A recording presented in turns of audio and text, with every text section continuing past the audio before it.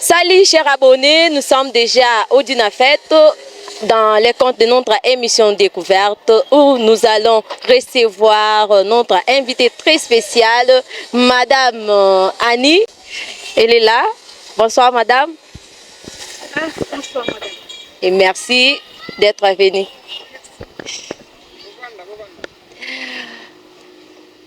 Voilà. Bonjour chers abonnés et bienvenue sur notre chaîne Kasai Info Plus TV. Je suis Falon Tusso, la présentatrice de l'émission Découverte, et aujourd'hui nous sommes heureux de recevoir Madame Annie Vengue comme invitée de notre émission. Bonsoir Madame. Bonsoir maman. Madame, s'il vous plaît, vous pouviez vous présenter? Comme vous l'avez déjà dit, je m'appelle Annie Vengue. Je suis officier genre, équité, sauvegarde, inclusion sociale pour le projet L'éducation c'est la réponse de l'USAID. Mais je travaille pour le compte de FHI 360. Et souvent on abrège ça par GESSI, G-E-S-S-I. C'est en anglais. D'accord madame. S'il vous plaît, vous pouviez nous dire quelle est votre mission ici dans la province? Ok, quand vous me demandez un peu c'est quoi notre mission, là je suis obligée de parler de notre projet, l'éducation et la réponse, qui explique même pourquoi je me suis retrouvée à Chikapa pour quelques jours. En fait, le projet l'éducation et la réponse de USAID, c'est un projet d'éducation, comme vous le constatez déjà. C'est un projet qui est axé sur qui a deux axes. Un côté c'est l'accès. Un autre côté, c'est la qualité. Alors, pour l'accès, c'est une organisation internationale avec une travailleur en consortium, IRC, qui met en œuvre les activités. Par rapport à l'accès, on voit, il travaille avec les directeurs et même la communauté pour voir les soucis qu'on peut trouver, les soucis de protection qui peuvent empêcher les enfants d'accéder à l'école. Et la communauté, tout comme les directeurs, les élèves eux-mêmes, ils participent à trouver des solutions par rapport à ces soucis-là. Aussi dans d'autres provinces, parce que ce projet il a commencé dans 3 provinces d'abord. Ituri, Nord Kivu, Sud Kivu, depuis fin 2020. C'est un projet de 5 ans.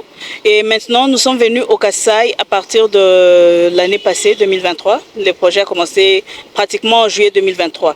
Alors, je disais que par rapport à l'accès, l'organisation IRC essaie de voir non seulement le côté protection en essayant de trouver des solutions à travers des comportements, donc des solutions avec la communauté, mais il y a aussi...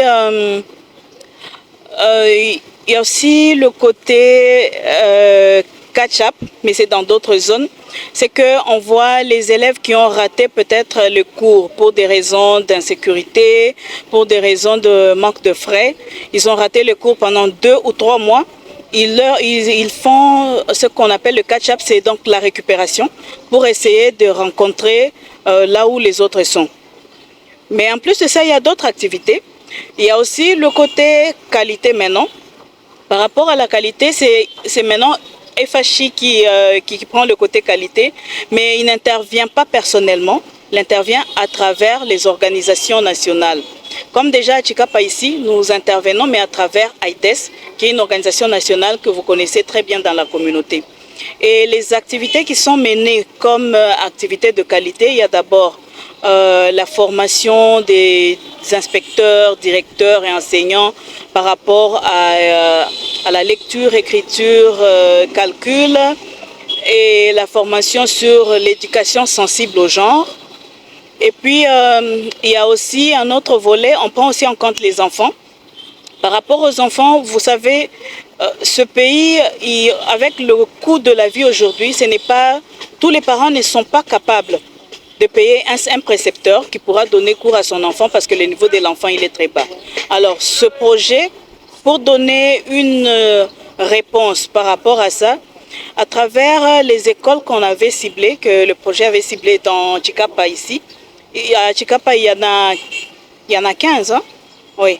À travers ces écoles-là, on essaye, dans le projet, essaie de voir les enfants qui ont un niveau très faible Et ils recrutent au sein de la communauté des personnes qui vont devenir leurs tuteurs pour qu'ils puissent toujours leur donner ce cours de calcul, lecture, écriture, pour permettre à relever leur niveau à l'école, parce que c'est quelque chose que les parents n'est pas capable de faire de lui-même.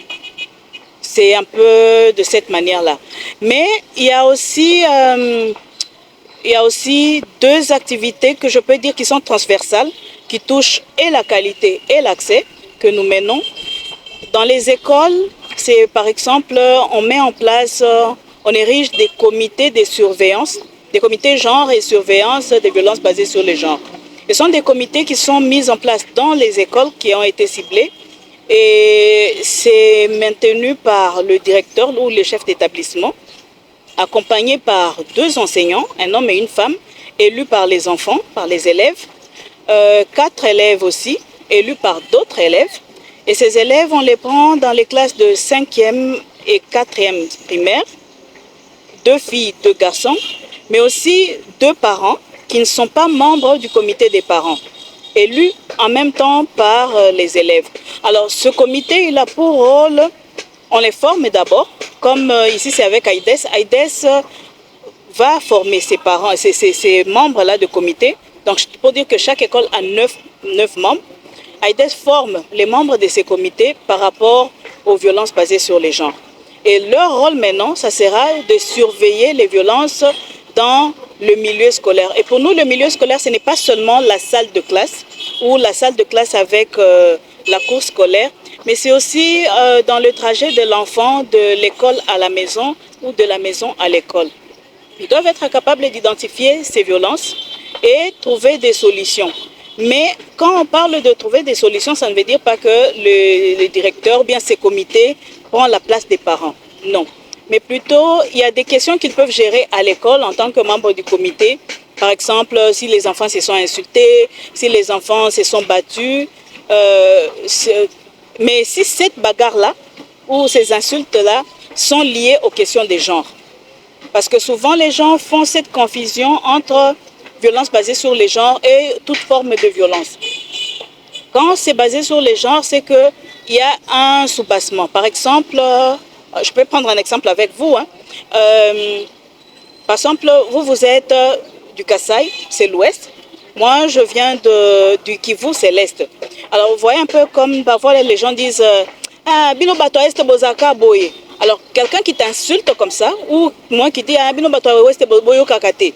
Alors ça t'énerve. Ouais. Ça passe pour une insulte, mais basée sur le fait que tu es quelqu'un de l'Ouest. Alors là, ça passe pour une violence basée sur le genre. Ou bien une violence, vous les filles, vous n'êtes pas intelligentes. Vous voyez un peu.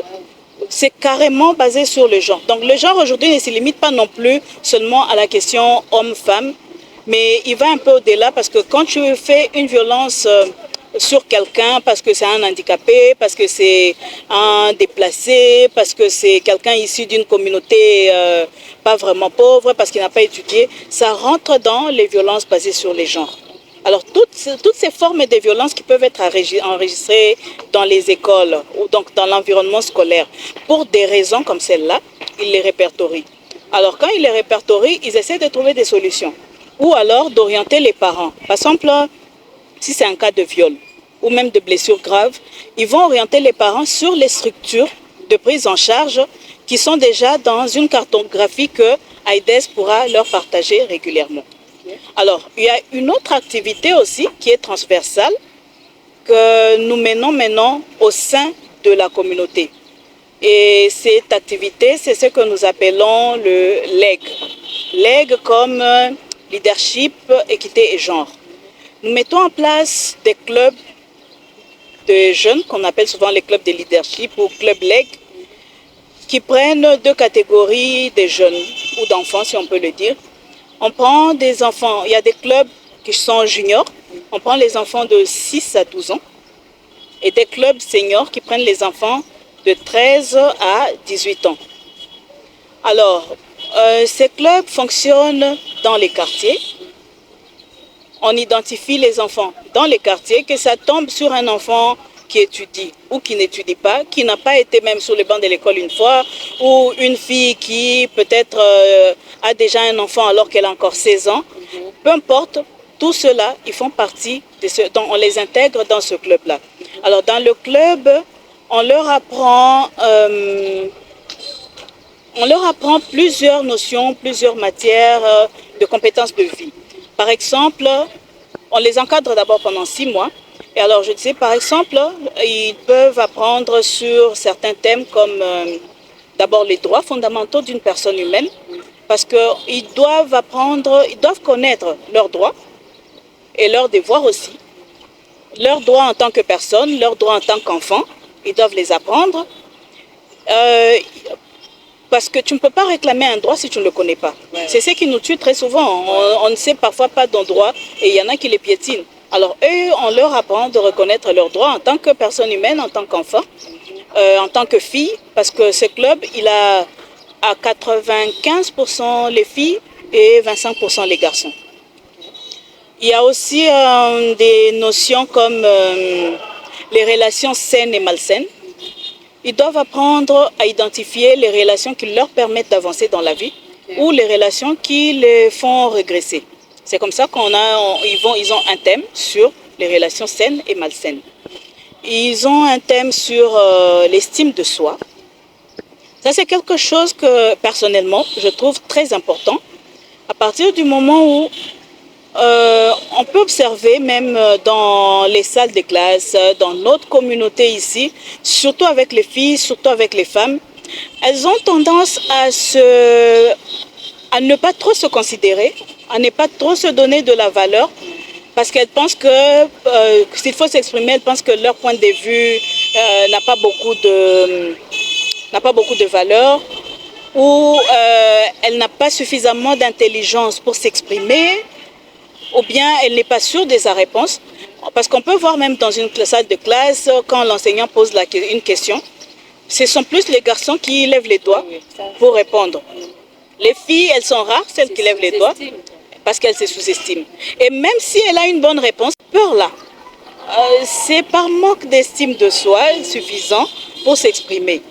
Alors, on leur forme par rapport à ce thème-là, pour qu'elles apprennent à comprendre que même si je suis une femme, je peux toujours m'exprimer, je peux donner un point de vue, même si c'est dans un groupe de garçons ou un groupe de filles, un groupe de grandes personnes, parce que ce n'est pas parce qu'on est petit qu'on n'a pas une idée qui peut former. On apprend de tout le monde, on apprend des grands, tout comme on apprend aussi des petits. Donc ils doivent comprendre, surtout les filles, elles doivent comprendre que leur sexe n'est pas un facteur de se soustraire d'une communauté ou de se soustraire des actions à mener, mais plutôt elles doivent utiliser ça comme un élément de plus. Donc c'est pour ça qu'ils apprennent par rapport à l'estime de soi. Ils apprennent aussi, ils ont aussi un thème sur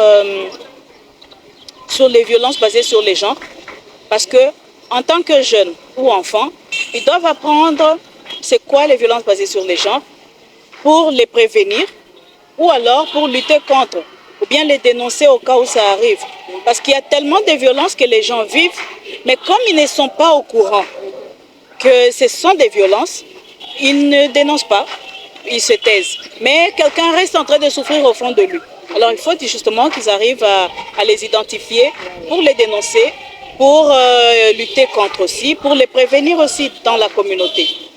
Il y a un peu beaucoup de thèmes comme ça dans ce sens et il y en a même d'autres qu'on continue à développer, qu'on va leur donner. Ils ont un thème de leadership. Comme ce sont les clubs de leadership, ils ont aussi un thème sur le leadership féminin, parce que ces jeunes gens doivent aussi comprendre que être femme, ce n'est pas seulement rester à la cuisine. C'est aussi se mettre en avant. Donc c'est aussi pas seulement se mettre en avant, mais mener les autres derrière soi, être des exemples à travers le comportement, à travers la façon de s'exprimer et être aussi capable et même être capable de faire des plaidoyers pour les autres, pas seulement pour soi, mais aussi pour les autres, peut-être pour d'autres jeunes de leur âge ou même pour leur communauté. Donc ça dépend, mais qu'ils arrivent un peu à sortir de cette peur de s'exprimer et pouvoir s'exprimer, pouvoir parler en public sans honte. La honte ou la peur surtout, nous tous on la ressent quand on veut parler en public, mais pouvoir la surmonter, c'est ça qui fait ou d'elle des personnes capables de faire quelque chose, mais pour l'intérêt des autres, pas seulement pour leur intérêt personnel.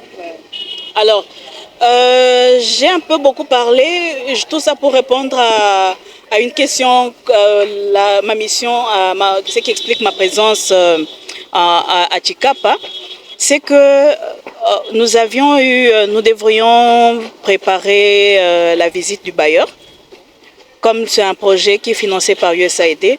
Alors je suis venue en appui à AIDS, qui met en œuvre les activités sur le terrain, pour préparer certaines activités. Alors parmi ces activités, il y a eu des activités de distribution de manuels dans les écoles, mais il y a aussi d'autres activités maintenant qu'on a ici par exemple. C'est un atelier pour les jeunes que nous appelons Camp Leg.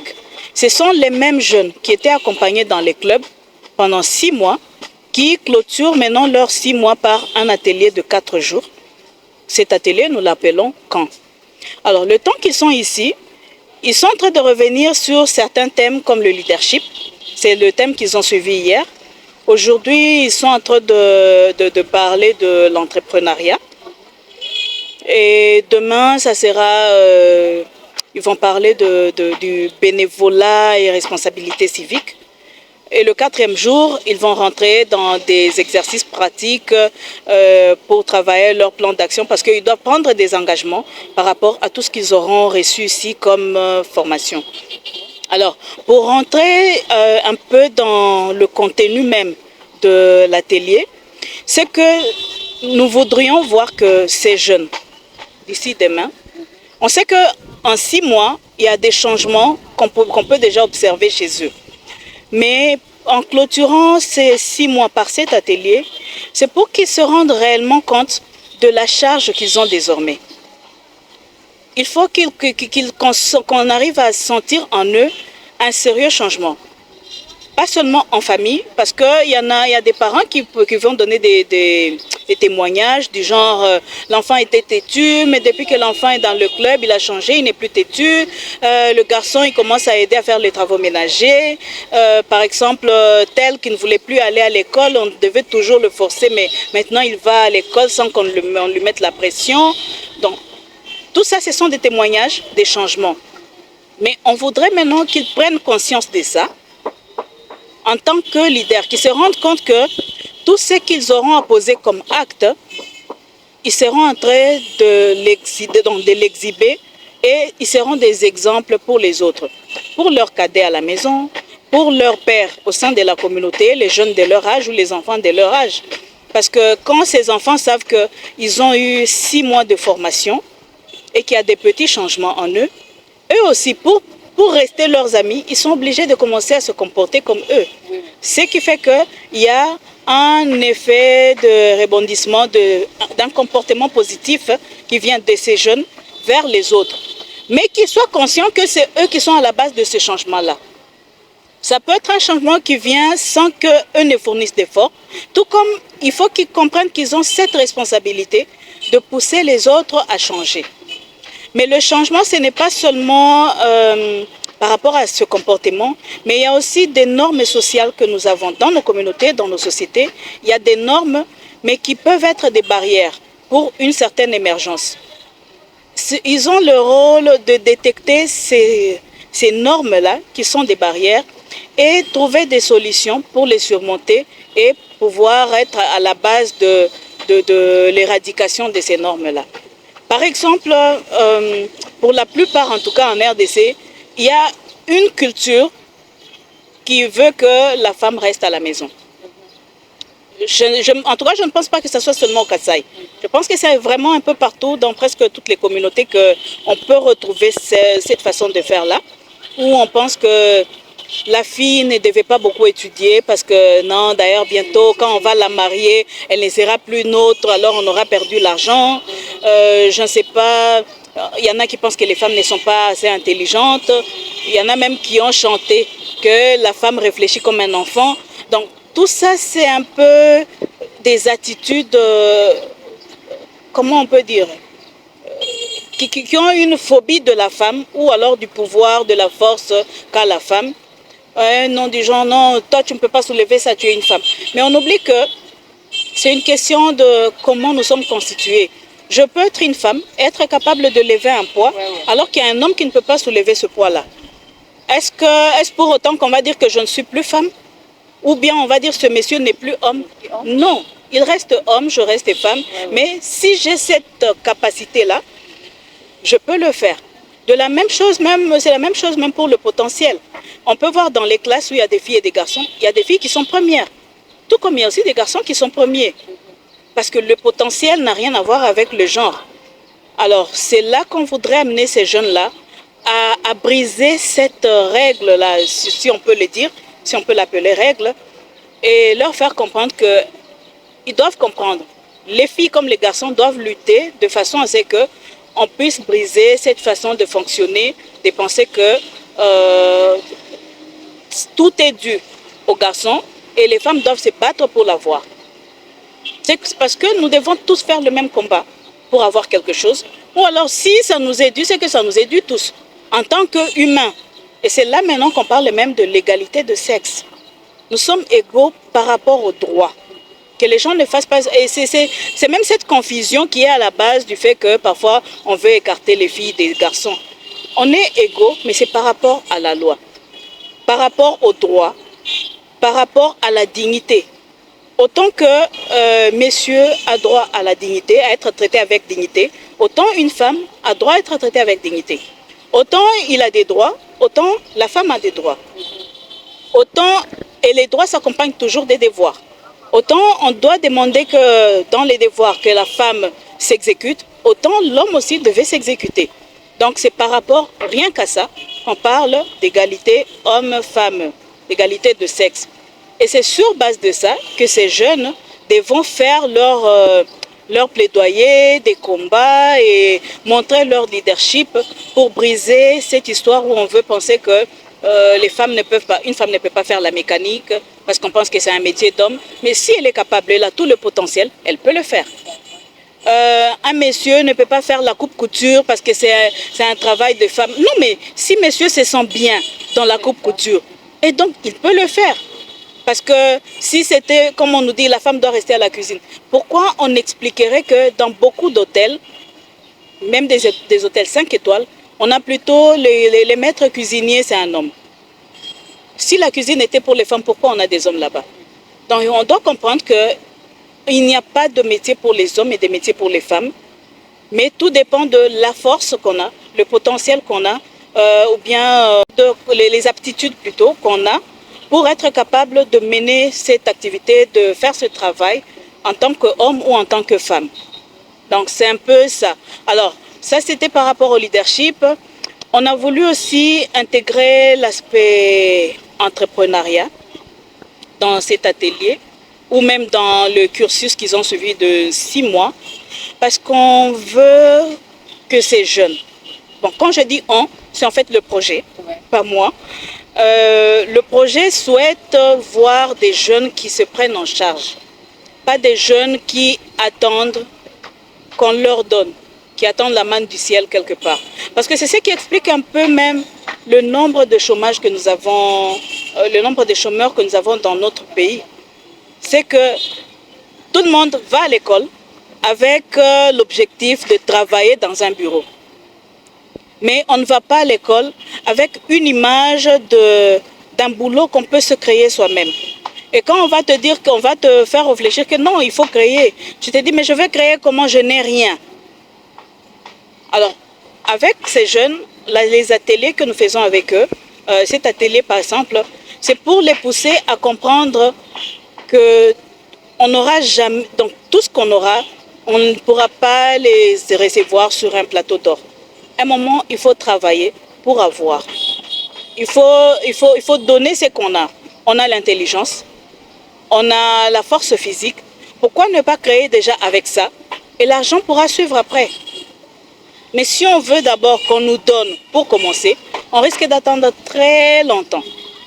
C'est pour ça qu'à travers cet atelier, avec les intervenants qui ont été pris au sein de la communauté, ils sont en train, donc le travail qu'ils sont en train de faire, c'est faire comprendre à ces jeunes qu'on peut créer à partir de rien. Et on n'a pas pris des gens qui vont juste donner des théories, mais des gens qui eux-mêmes sont partis de rien. Ils ne sont pas nés dans des familles de riches. Ils sont venus des familles où il n'y a rien. Ils ont eu le même parcours que ces enfants. À un moment, on les chassait de l'école parce que les parents n'avaient pas de frais pour payer. À un moment, il a arrêté l'école pendant une année parce que ce n'était plus possible en famille. Et donc, une personne qui a eu ce genre de parcours, mais qui, à un moment de la vie, il s'est assis, il a réfléchi, il a dit « Ok, je peux lancer un business ».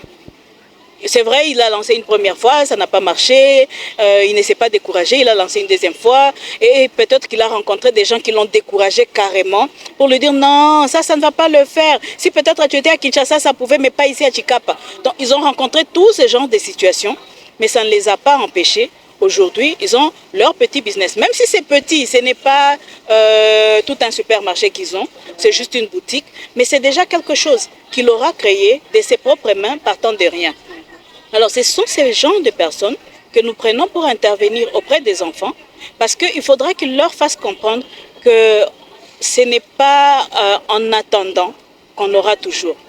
Parce que, bon, je sais que pour la plupart, on a toujours voulu revenir sur des questions de Bible. Même dans la Bible, n'est-ce pas qu'il y a des versets qui disent que voilà, à celui qui n'a pas, on arrache tout. Ouais. Et à celui qui a, on donne. Et donc, il faut avoir ne fût-ce que quelque chose que tu mets en premier pour que tu puisses recevoir. Par exemple, si j'étais quelqu'un qui avait de l'argent et que j'arrivais dans une communauté où je trouve un jeune qui se débrouille pas mal, je peux dire, voilà, je lui ajoute quelque chose. Quand j'achète une mangue, c'est une mangue de 500, mais moi, je peux lui donner 3000 francs rien que pour cette mangue-là.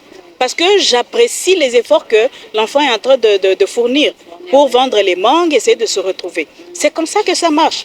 Mais si on veut attendre le jour qu'on va avoir... je ne sais pas, quelqu'un qui va nous donner 3000 francs pour commencer, alors on risque de ne jamais commencer. Donc c'est un peu dans ce sens-là qu'on rentre dans ce sujet d'entrepreneuriat. J'ai un peu oublié, pour le leadership aussi, nous prenons des personnes au sein de la communauté. Okay. On préfère que ce soit des femmes pour donner plus de courage aux jeunes filles qui sont membres de ces clubs. Parce que ces personnes aussi, en les prenant dans les communautés, c'est aussi des personnes qui sont parties des zéros, qui sont parties de rien, qui sont parties de nulle part. Ils n'ont pas de politiciens dans leur famille, ils n'ont pas des parents avec un nom très connu. Parce qu'il y a des gens qui deviennent des leaders parce que leur nom est connu ou bien le nom de leur famille. Mais eux, ça n'a rien à voir avec tout ça. Mais ce sont des personnes qui se sont forgées petit à petit. Ce sont des femmes qui se sont battues. À un moment, c'est sûr que dans leur vie aussi, elles ont rencontré ces difficultés des gens. Mais elles ont forcé. Cela ne les a pas arrêtées. Elles ont continué, elles se sont formées, elles ont fait de leur mieux pour se retrouver à l'avance. Parce que parmi celles qui sont intervenues, il y a par exemple Madame Bombo, qui est une inspectrice de l'enseignement primaire et secondaire ici à Chikapa. Donc ça veut dire que c'est quelqu'un qui a évolué dans ce même environnement où on relègue la femme en second plan, mais elle a fait de son mieux pour arriver où elle est maintenant. Et c'est sûr que jusqu'aujourd'hui, elle rencontre encore des difficultés, elle rencontre encore des gens qui ont encore cette façon de réfléchir que les femmes ne devaient pas, mais elle trouve toujours des astuces pour pouvoir interagir avec eux, malgré leur façon de réfléchir. Et c'est là qu'on veut mener nos jeunes filles à aller. Alors, pour demain, par exemple, le thème, ça sera le bénévolat et la responsabilité civique. On voudrait aussi qu'ils se rappellent, il y a des choses que nous sommes aussi en train de perdre avec la mondialisation. C'est par exemple les attitudes des bénévoles. Parce qu'on pense que pour être riche, il faut tout avoir ici et maintenant. Alors, ça fait qu'on oublie que par moment, on peut avoir des actes bénévoles. on rencontre une personne âgée qui transporte, je ne sais pas, un bidon d'huile ou bien un bidon d'eau et tout. Pourquoi ne pas l'aider jusque là où elle va sans rien demander en retour? Par exemple. Mais aujourd'hui, quand tu lui dis, mais est-ce qu'on peut aider la femme? Ah, Futanga combien? Parce qu'on pense directement à l'argent. Mais on veut justement leur rappeler qu'il y a des actes qu'on peut poser sans attendre. Tu n'as même pas besoin d'attendre un merci. Parce que pour toi, ça te fait seulement plaisir de poser cet acte-là. Tu es en train de manger, tu vois quelqu'un qui est assis à côté et tu sens que cette personne n'a rien pris depuis le matin. Bon, ça ne te coûte rien. Toi, tu as la capacité où tu es en train de manger maintenant, mais tu sais que tu peux aussi trouver à manger dans 2 heures, dans 5 heures. Mais elle, ce n'est pas sûr. Donne-lui un peu de ce que tu as, sans qu'elle ne te donne de l'argent, sans qu'elle ne te paye. Et donc, ça sera un acte bénévole.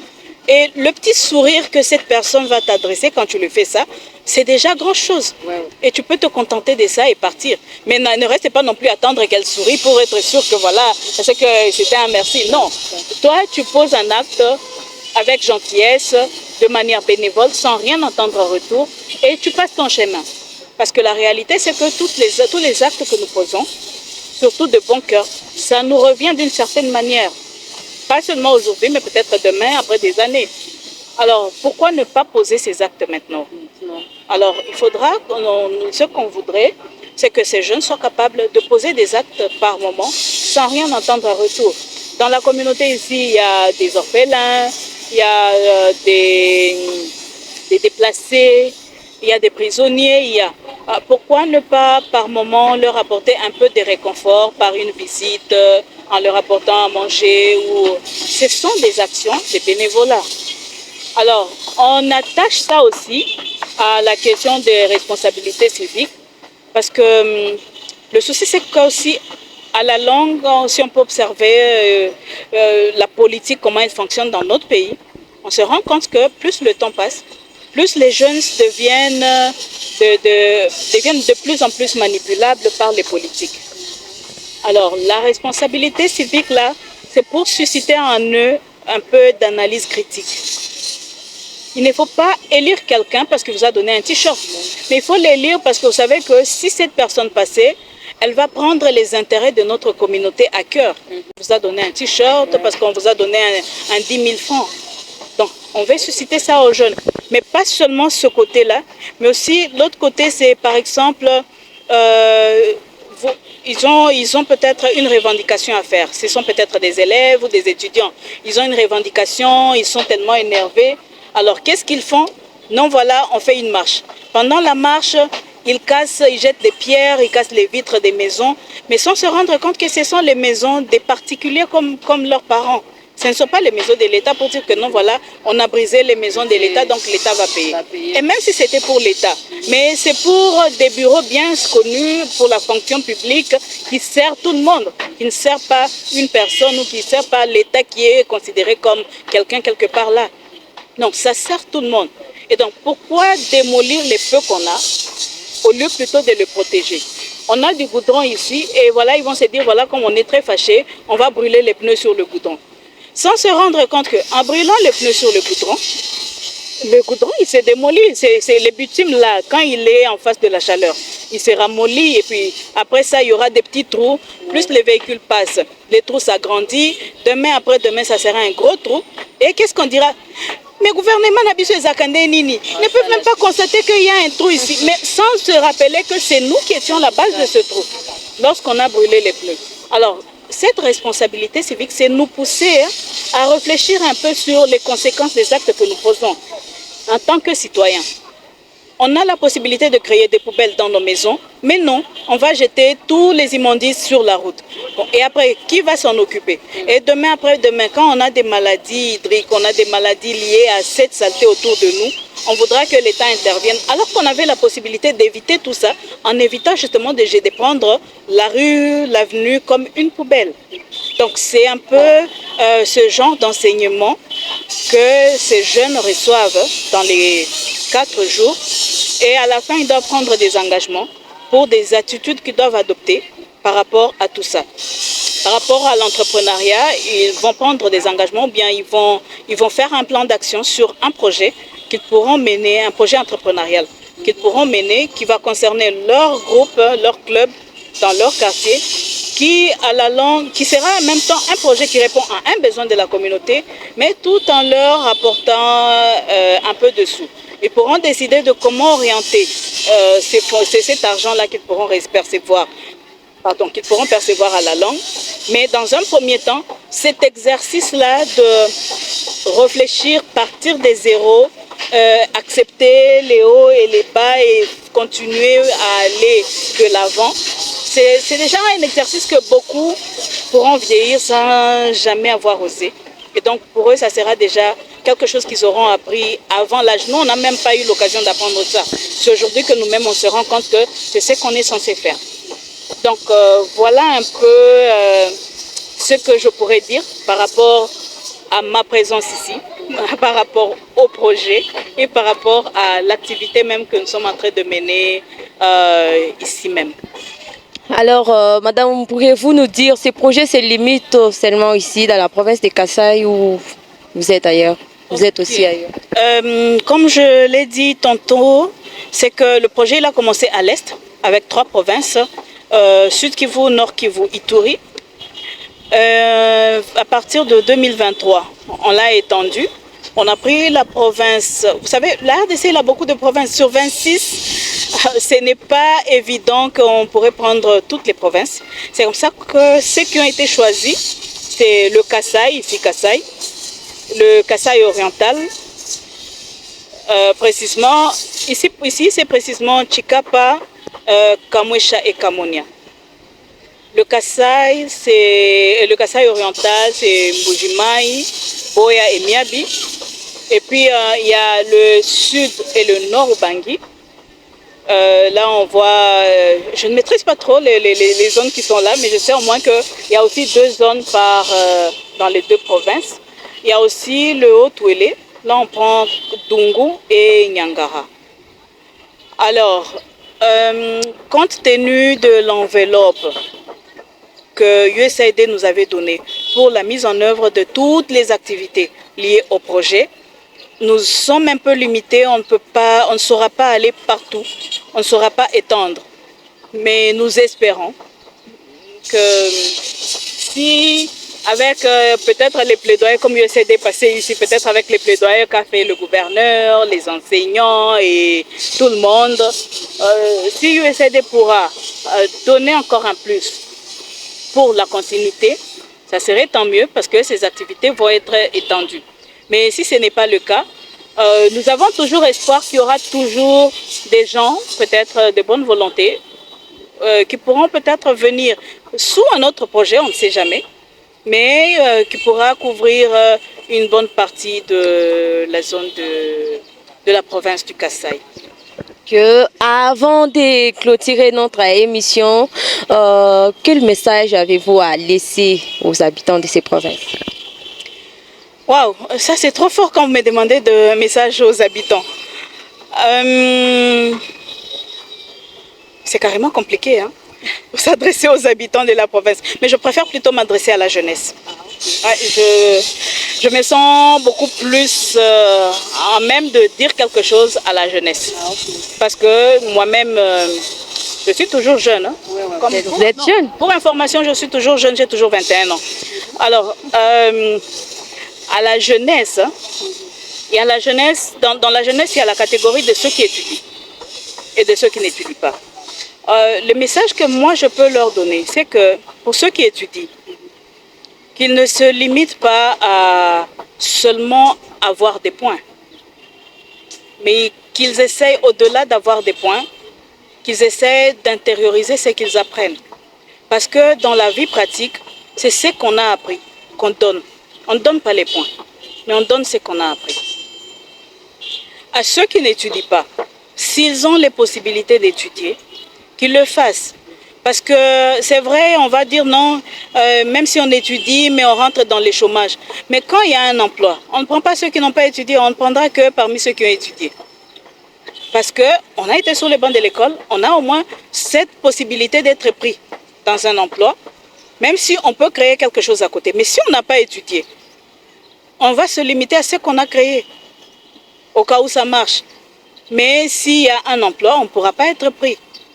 Donc moi, je veux plus les pousser à étudier. Même si c'est surtout pour les jeunes filles. Elles vont se dire, non, voilà, moi, je compte devenir mère de famille, donc à quoi ça me sert les études? Mais elle va avoir des enfants qui iront à l'école, qui reviendront avec les devoirs. Est-ce qu'il faut attendre lorsque le père va revenir du boulot ou si le père a voyagé, les enfants ne feront plus de devoirs? Mais il faut qu'elle soit capable d'aider ses enfants dans leurs devoirs là à domicile. Pour le faire, il faut qu'elle ait eu une formation à l'école. Donc il faut qu'elle étudie. Mais pour celles ou ceux qui n'étudient carrément pas parce qu'ils n'en ont pas eu les moyens, qu'ils ne prennent pas ça comme une fatalité. Au contraire, qu'ils cherchent toujours à apprendre. On peut apprendre les métiers sans être passé par les bancs de l'école. Donc, qu'ils ne se laissent pas faire, rester tourner les pouces. Comme on est des garçons, on est soit au ballon, soit jouer aux dames et discuter politique. Encore que tout ce qu'on aura comme discussion là, ça n'a aucun effet sur la politique en réalité. C'est une perte de temps inutile. Mais plutôt qu'ils essaient de mettre ces temps-là à profit dans l'apprentissage. Ils vont dire oui, voilà, mais on n'a pas les frais pour apprendre, on n'a pas de fonds pour apprendre. Mais on va les trouver, ils ont des téléphones Android, ils ont toujours des mégas. Et les mégas, ils les utilisent pour WhatsApp, pour TikTok, pour rire, se moquer. Alors qu'ils peuvent utiliser ces mégas pour rentrer, je ne sais pas, sur YouTube ou quelle chaîne, qui va leur donner des choses qu'ils vont apprendre. Ils vont trouver des tutoriels sur YouTube qui peuvent leur permettre d'apprendre des petites choses, ci et ça, qu'ils peuvent faire. Il y en a qui ont appris à fabriquer, par exemple, des pots de fleurs, mais juste en regardant des tutoriels sur YouTube. Et donc, il y a des choses qu'on peut apprendre. Aujourd'hui, l'avantage, c'est qu'aujourd'hui, la technologie, elle a évolué et nous avons, Dieu merci, nous avons aussi cette technologie. À partir du moment où on a la connexion Internet, on a des téléphones Android. Donc, on n'a plus le droit de dire que voilà, comme je n'ai pas été sur les bancs de l'école, je ne peux rien. Non, il y a toujours des choses qu'on peut apprendre à travers, pas seulement par la voie connue de l'école, mais aussi en dehors de l'école, justement, à travers les réseaux sociaux comme YouTube. Ou bien, par exemple, comme votre chaîne, elle est sur YouTube. Quelqu'un peut aller là et suivre un témoignage quelconque qui peut l'aider pour la vie. Donc, c'est justement pour moi, je voudrais que ces jeunes, qu'ils ne restent pas à ne rien faire, mais qu'ils cherchent toujours l'information. Mais l'information pour quelque chose qui va les aider, pas quelque chose qui n'apporte rien dans leur vie. Donc, c'est un peu ça, moi, le message que je peux donner à la jeunesse. Merci beaucoup madame. C'était donc le message de notre invitée spéciale d'aujourd'hui, madame Annie. Voilà, nous sommes à la fin de notre émission. Avant de clôturer, j'aimerais faire mon dédicace à mon DG. J'aime bien l'appeler presse présidentielle, il est derrière la caméra. Mike Moulamba, mes dédicaces à vous. Et aussi mes dédicaces au président et PDG de l'entreprise Tatem. Mes dédicaces à vous. Pourquoi pas à la présidente de la fondation Sadi Alice, Madame Cathy Kwang aux États-Unis, et la directrice de la fondation Sadi Alice, Madame Rosine Kabouya. Mes dédicaces à vous. Mes dédicaces à tous ceux qui nous suivent. Merci d'être là et concentrez-vous pour plus d'infos sur notre chaîne YouTube Kassai Info Plus. Donc abonnez-vous sur notre chaîne. Merci. Merci beaucoup. En tout cas, c'est aussi bien de voir une femme qui est journaliste, Merci, d'accord. Ok, au revoir. Merci.